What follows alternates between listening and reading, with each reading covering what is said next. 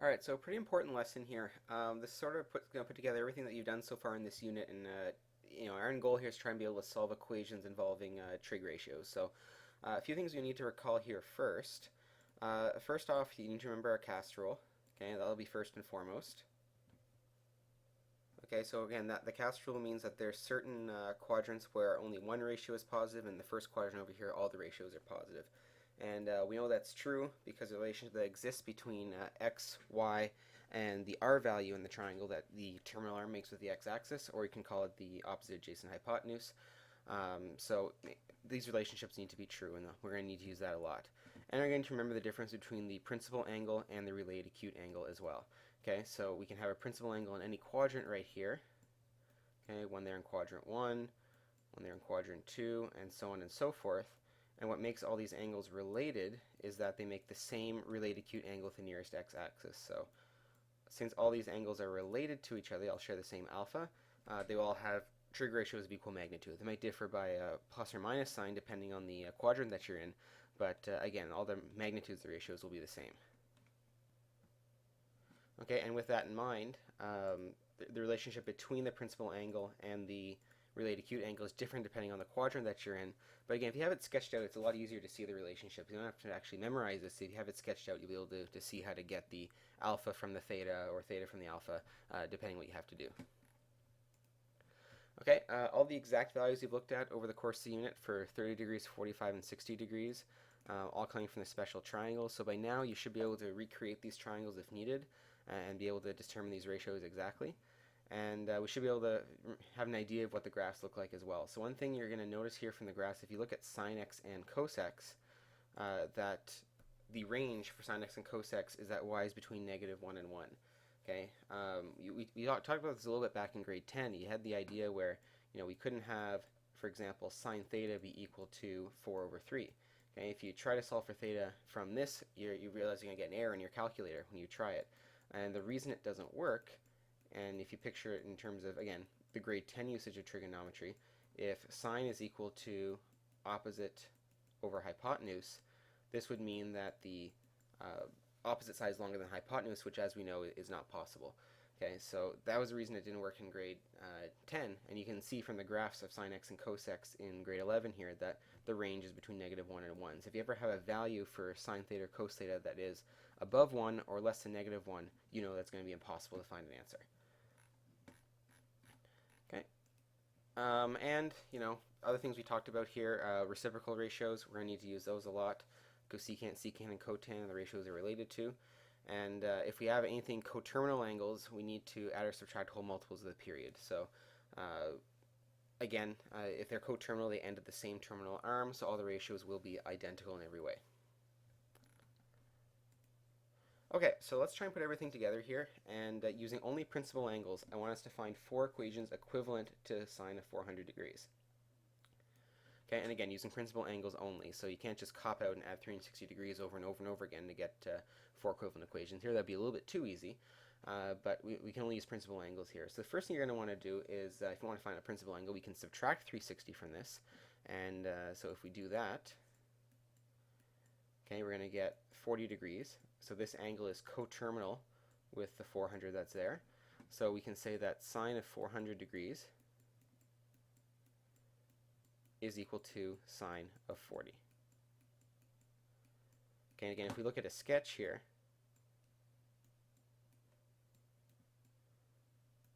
okay, so let's say we have 400 degrees. I'm going to go around a full rotation right here and end here. Okay, if I go 40 degrees, I'm going to wind up in the exact same spot. So again, these angles are coterminal. They start and end at the same place, so their trig ratios are the same. So sine of 400 is equal to sine 40. Okay, let's try and find some other expressions now. So now we have sine of 40. Let's just quickly sketch this one again. A nice clear diagram.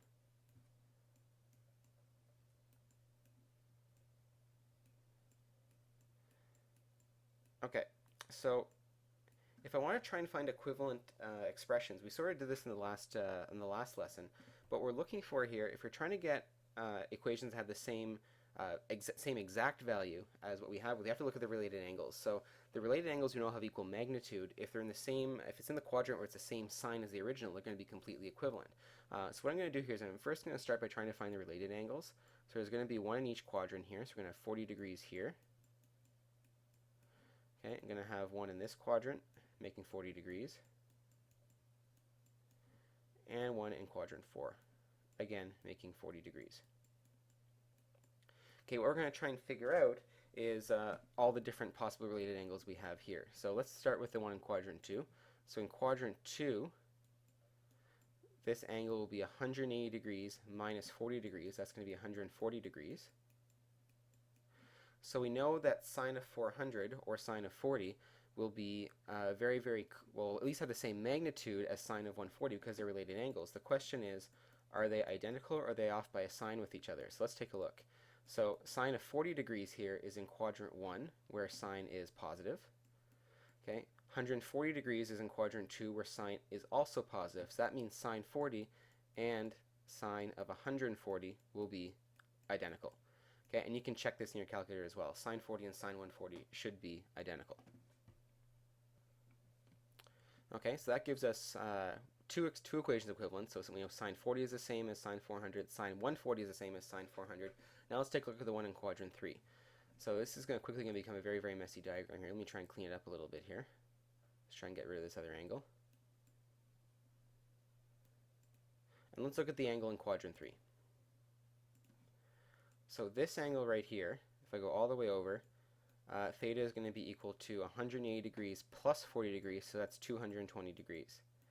Okay, so I can say that sine 400 or sine 40, they're equivalent to each other, is going to be at the very least the same magnitude as sine of 220.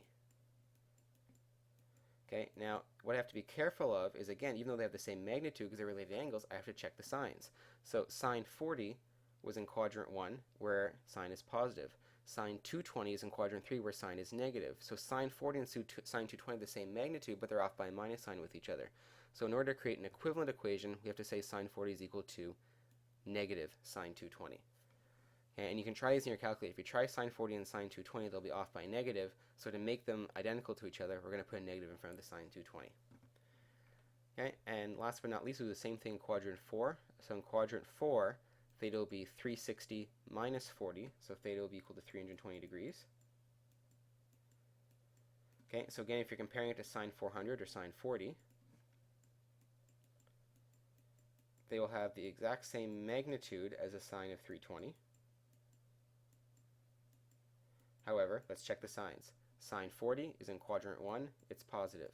Sine 320 is in quadrant 4, so that's where cosine is positive, sine is negative. So sine 40 will be equal to the negative of sine 320. Okay, so you have 4 possible expressions or equations equivalent to sine 400 equals 0.6428.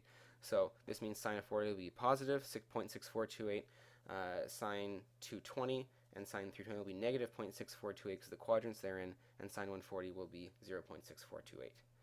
Okay, so with that in mind, can we come up with a bunch of other expressions still using only principal angles? Well, we're kind of running out of ideas here. We've already used the sine ratio in all 4 quadrants. One thing we need to remember here, back from grade 10, is that if angles A and B are complementary, meaning that the angles add to 90 degrees, okay, then sine A equals cos B. Okay, well, let's confirm that here. Let's look at a right triangle here. Okay, and let's just call the sides A, B, and C. So make that angle A, that angle B, and that angle C. Okay, so again, thinking back to grade 10 here, just using our ratios here. So if we want to do sine of A, it's opposite over hypotenuse, which for angle A means A over C. If we want to do cosine of B, it would be adjacent over hypotenuse, but for angle B, the adjacent side is A. So we end up with A over C. So these 2 ratios are the same for sine A and cos B, and again, they're in a right triangle here, which means that with angle C being 90 degrees, that angle A and angle B have to add to 90 degrees. Okay, so that's why that relationship exists. So we're going to try and use that to create some other possible equivalent expressions here. So if we're looking at sine 40, Okay, so if we're trying to find an angle that adds to 90 degrees or that's complementary with 40 degrees, it's going to be 50 degrees. So that means that sine of 40 degrees equals cosine of 50 degrees. And again, you can confirm this on your calculator. So that should have the same ratio that we did before. It should be equal to 0.6428. Okay, so now that we know that cos 50 is equal to sine 40, we can use 50 degrees as a acute angle and try and find all the related angles from there. Okay, so 50 degrees is here in quadrant 1. Let's find all the related angles in all the other quadrants.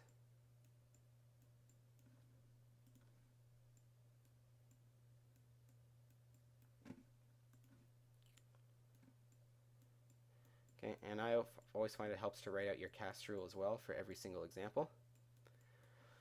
Okay, so looking in quadrant 2, okay, theta will be equal to 130 degrees.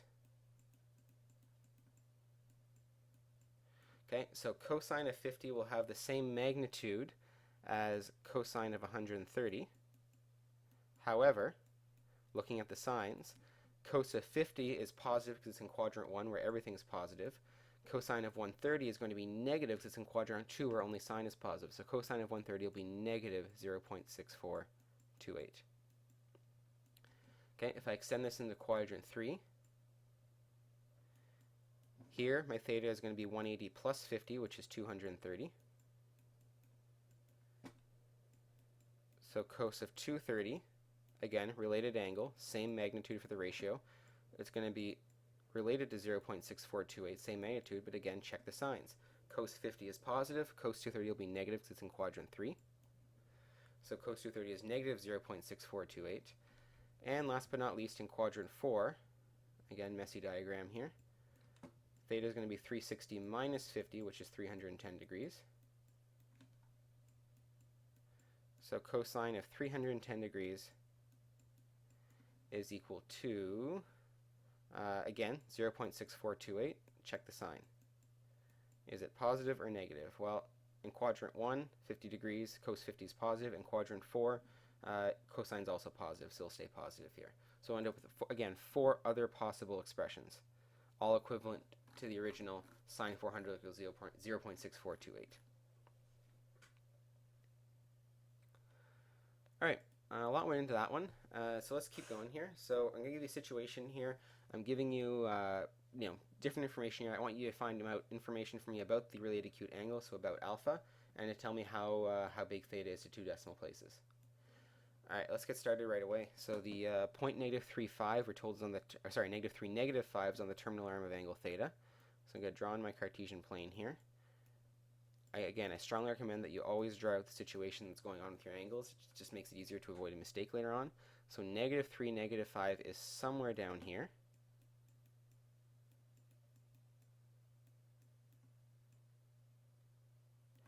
Okay, so that would mean theta goes all the way down here.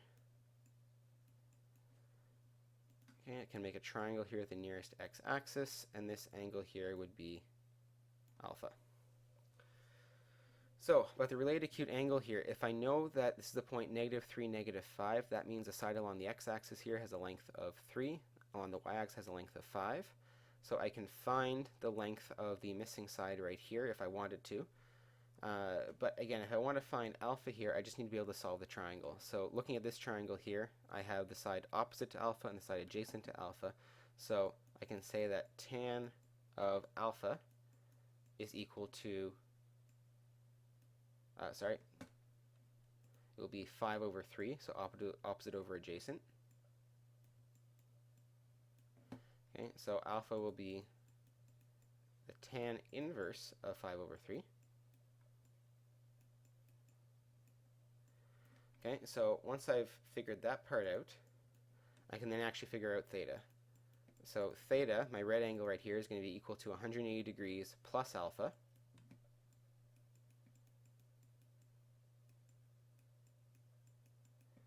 Okay, so if I solve for alpha here in my calculator, tan inverse of 5 over 3, I get about 59 degrees. If I use 2 decimal places, 59.04 degrees. So 180 plus alpha will give me 239.04 degrees. Okay, we're going to continue this in part 2. Okay, we'll see you over there.